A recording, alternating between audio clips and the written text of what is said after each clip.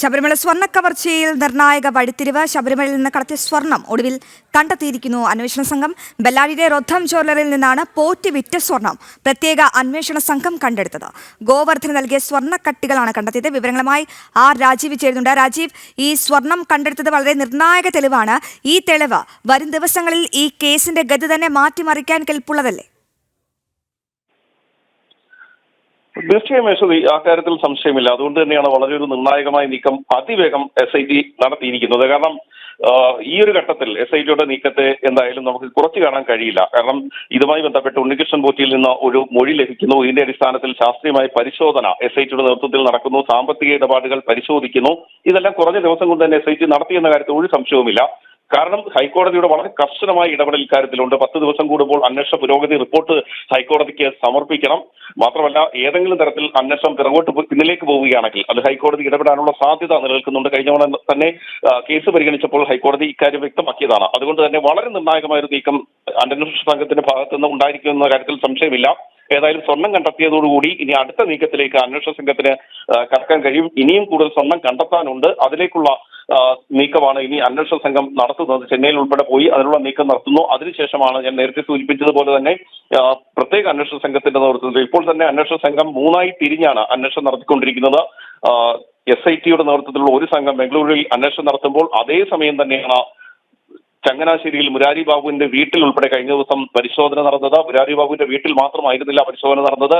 അദ്ദേഹത്തിന്റെ സാമ്പത്തിക സ്രോതസ്സുകളുമായി ബന്ധപ്പെട്ട അന്വേഷണം നടത്തിയത് അക്കൗണ്ടുള്ള ബാങ്കുകളിൽ ഉൾപ്പെടെയായിരുന്നു. ചങ്ങനാശ്ശേരിയിലെ ബാങ്കുകളിൽ ഉൾപ്പെടെ പരിശോധന നടത്തുന്നു. വീടിന്റെ നിർമ്മാണം നടക്കുന്ന ഭാഗത്ത് പരിശോധന നടത്തുന്നു. ശരി, രാജീവിലേക്ക് വരാം. ഇപ്പോൾ ഹിന്ദു ഐക്യവേദി മുഖ്യ രക്ഷാധികാരി ശശികല ടീച്ചർ നമ്മളോടൊപ്പം ചെയ്യുന്നുണ്ട്. ശശികല ടീച്ചർ, ഈ സ്വർണ്ണ കവർച്ചയിലെ ഏറ്റവും നിർണായക തെളിവ് ഒടുവിൽ ഭഗവാന്റെ സ്വർണം കണ്ടെത്തിയിരിക്കുന്നു, അതും അങ്ങ് ബെല്ലാരിയിൽ നിന്ന്.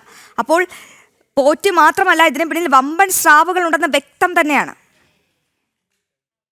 വമ്പൻ സ്രാവുകളില്ലാതെ പോറ്റിക്ക് ഇത് അവിടുന്ന് അഴിച്ചു കൊണ്ടുപോകാനോ ഇത്രയും നാളുകൾ നടക്കാനോ അല്ലെങ്കിൽ ഇങ്ങനെ കൊണ്ടുപോയി സംസ്ഥാനത്തിന് വെളിയിൽ കൊണ്ടുപോയി വിൽക്കാനോ ഒന്നും സാധിക്കില്ല. ഈ കോലാഹലങ്ങൾക്ക് കൊടുക്കാൻ ഇതിപ്പോ ഒരു വളരെ പെട്ടെന്ന് തന്നെ കണ്ടെത്താവുന്ന വിധത്തിലാണ് കഞ്ഞികളൊക്കെ നിൽക്കുന്നത്. അപ്പൊ ഇങ്ങനെയൊക്കെ കണ്ടെത്തിയിട്ട് ഇത് ഇവരിൽ തന്നെ ഒതുങ്ങുമോ എന്നുള്ളൊരു ഭയം നമ്മളിലൊക്കെ ഉണ്ട്. ഒരു പോറ്റിയിലോ ഒരു മുരാരിയിലോ അല്ലെങ്കിൽ അങ്ങനെയുള്ളവരിൽ ഒതുങ്ങുമോ? അവർ മാത്രം വിചാരിച്ചാൽ സാധിക്കണത് അവർക്ക് അവരുടെ പോക്കറ്റിലിട്ട് ഒതുക്കി കൊണ്ടുപോകാൻ പറ്റുന്ന ഒരു സാധനം അല്ലേ ഇത്? ഇവിടെ ഒരേ സമയം വിശ്വാസത്തെ, അതേസമയം തന്നെ ഇതൊരു വലിയ കൊള്ള, വിശ്വാസത്തെ അപമാനിച്ചു, അതുപോലെ ഒരു വലിയ കൊള്ളയുമാണ്. അപ്പൊ ഇത് ദേവസ്വം അധികൃതരുടെ ഉന്നത അധികാരികളുടെ സമ്മതമില്ലാതെ ഇത് നടക്കില്ല. ഇതിപ്പോ ഒരു തിരക്കഥയ്ക്കനുസരിച്ച് അന്വേഷണം നിന്നെടുത്തുന്നത് പിടിക്കുക, അല്ലെങ്കിൽ സാധനം പിടിച്ചാൽ നമുക്ക് എല്ലാം തീർന്നു. ഇപ്പോ കുറച്ച് വർഷം 2008 മറ്റാണെന്നാണ് എനിക്ക് തോന്നണത്, കൊച്ചിൻ ദേവസ്വം ബോർഡിന്റെ കീഴിലുള്ള തൃപ്രയാർ ക്ഷേത്രത്തിലത്തെ തങ്കച്ചടമ്പ് അല്ലെങ്കിൽ മറ്റേ ഭഗവാന്റെ പഞ്ചലോക വിഗ്രഹം, ഇതൊക്കെ കളവ് പോയി. നാളെ ഇതുവരെ കണ്ടെത്തിയിട്ടില്ല. അപ്പൊ അന്ന് അതിന് പറഞ്ഞൊരു ന്യായം പറഞ്ഞത് കൊച്ചിൻ ദേവസ്വം ബോർഡ് പ്രസിഡന്റ് അവിടെ എന്റെ സാന്നിധ്യത്തിലാണ് പറഞ്ഞത്, ഞങ്ങൾ അവിടെ ചെന്ന സമയത്താണ്. അതിനൊരു പരിഭ്രമം വേണ്ട ടീച്ചറെ, അതെല്ലാം ഇൻഷൂർ ചെയ്തിട്ടുണ്ട് എന്ന് പറഞ്ഞു. അതായത് ഇൻഷുറൻസിന്റെ തുക കിട്ടിയാൽ പിന്നെ ഈ ഇത്രയും ഭഗവാന്റെ ഇത്രയും വിലപ്പെട്ട വസ്തുക്കൾ അല്ലെങ്കിൽ ഇത്രയും വിശ്വാസത്തിന്റെ കാര്യങ്ങൾ പോയാൽ അതിലൊരു പ്രശ്നമില്ല എന്നുള്ള നിലയ്ക്കാണ് ദേവസ്വം ബോർഡ് പ്രസിഡന്റ് സംസാരിച്ചത്. അപ്പൊ ഇവിടെ അതേപോലെയാണ് അന്വേഷണമൊക്കെ കൃത്യമായി നടക്കുന്നു. കണ്ട് ബെല്ലാരിയിൽ പോയിട്ട് സാധനം ഞങ്ങൾ വീണ്ടെടുത്ത് കൊണ്ടുവന്നു. അപ്പൊ എല്ലാ അന്വേഷണങ്ങളൊക്കെ കറക്റ്റ് എന്ന് പറഞ്ഞിട്ട് ഇതൊരു ചായക്കൊപ്പയുടെ കൊടുങ്കാറ്റായി ഈ സ്വർണം തിരിച്ചെത്തി ഭക്തരെ സമാധാനിപ്പിച്ച് അവസാനിപ്പിക്കുമോ എന്ന ഭയം സാധാരണക്കാരിലൊക്കെ ഉണ്ട്. കോടതി നടപടികൾ പോലും നമുക്കാർക്കും കൃത്യമായിട്ട് എന്താണ് എന്ന് മനസ്സിലാവാൻ പറ്റാത്തൊരവസ്ഥയിൽ ഇൻ ക്യാമറ പ്രൊസീഡിങ്സ് ആയിട്ട് നടക്കുന്നു. ഇതെല്ലാം ഒരു തിരക്കഥ പോലെ സംഗതികൾ നടക്കുമോ എന്നൊരു ഭയം, ഭക്തരുടെ ഭയം നീക്കിക്കൊണ്ടായിരിക്കണം ഇത്തരം കാര്യങ്ങളിലുള്ള അന്വേഷണം നടക്കേണ്ടത് എന്ന് മാത്രമാണ് പറയാനുള്ളത്.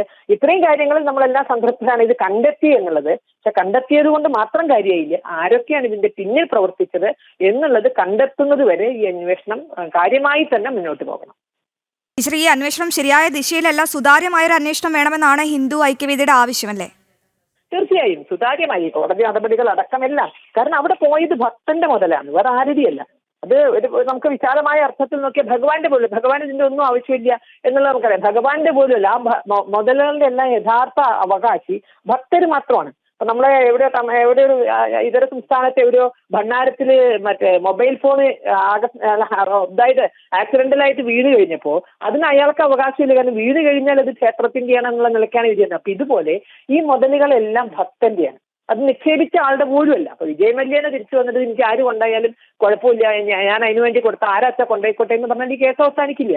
കാരണം ഇത് സമർപ്പിച്ചു കഴിഞ്ഞാൽ വിജയമല്യയുടെ അല്ലത്. ഇത് സമർപ്പിച്ചു കഴിഞ്ഞാൽ കോടിക്കണക്കിന് അയ്യപ്പ ഭക്തരുടെ മാത്രം മുതലാണിത്. അതുകൊണ്ട് തന്നെ വളരെ സുതാര്യമായി ഭക്തർക്ക് കൃത്യമായി കാര്യങ്ങൾ മനസ്സിലാകത്തക്ക വിധത്തിൽ അന്വേഷണം നടക്കണം. മാത്രമല്ല ഇത് ഇപ്പോഴും ഉന്നതർ രക്ഷപ്പെട്ടു നിൽക്കുകയാണ്. ദേവസ്വം ബോർഡിന്റെ അനുമതി ഇല്ലാതെ, കാരണം അവിടെ നിന്ന് നട തുറക്കണമെങ്കിൽ ഇവർ വേണമെന്നുള്ള വെപ്പ്. പ്രധാന ദിവസങ്ങളിൽ വിശേഷ ദിവസങ്ങളിൽ നട തുറക്കണമെങ്കിൽ ഇവർക്ക് തൊഴാൻ താല്പര്യമില്ലെങ്കിലും ഇവർക്ക് എന്താണ് അതിനകത്തെ മൂർത്തി എന്ന് അറിയില്ലെങ്കിലും ഇവരെ എഴുന്നള്ളിച്ചുകൊണ്ട് മുന്നിൽ നിൽക്കണം എന്നുള്ളതാണല്ലോ വെപ്പ്. അപ്പൊ നല്ല കാര്യങ്ങൾക്ക് മാത്രമല്ലോ ഇവരെ ഓരോ കാര്യങ്ങൾക്കും ഇവരുടെ അധ്വാനം വേണം, അല്ലെങ്കിൽ ഇവർ വേണം എന്നുള്ളതാണ് ഇവർ ധരിപ്പിച്ചു വെക്കണം. നമുക്ക് യുവതീ പ്രവേശനവുമായി ബന്ധപ്പെട്ട കാര്യങ്ങളിലൊക്കെ അറിയാം അവരുടെ വാശിയാണ് അവിടെ നടന്നത്. അപ്പൊ അവരുടെ വാശി നടപ്പാക്കണം. അവരെല്ലാം ഓരോ കാര്യത്തിലും ശ്രമിക്കുന്നെങ്കിൽ സ്വർണ്ണമോഷണത്തിലും ഒരു പോറ്റി എവിടുന്നോ വന്ന് അദ്ദേഹം മേൽശാന്തിയായിട്ടില്ല, ശബരിമല മേൽശാന്തിയായിട്ടില്ല, മേൽശാന്തിയുടെ കീഴിലുള്ള കീഴ്ശാന്തിയായിട്ടില്ല, കീഴ്ശാന്തിയുടെ പരികർമ്മയുടെ തൊട്ടോനെ തൊട്ട ഒരു ബന്ധം മാത്രമേ അദ്ദേഹത്തിന് ശബരിമലയുമായി ഉള്ളൂ. എന്നിട്ട് അദ്ദേഹത്തിന് ഇത്രയും ചെയ്യാൻ സാധിച്ചെങ്കിൽ അത് അദ്ദേഹം അതിന്റെ വെറും ഒരു ടൂളാണ്. അപ്പൊ ഇതിപ്പോ ഒരു മുരാരിയിലോ ഒരു പോറ്റിയിലോ. നന്ദി ശശികല ടീച്ചറാണ് ഈ അവസരത്തിൽ നമ്മളോട് പ്രതികരിച്ചത്. ഇപ്പോൾ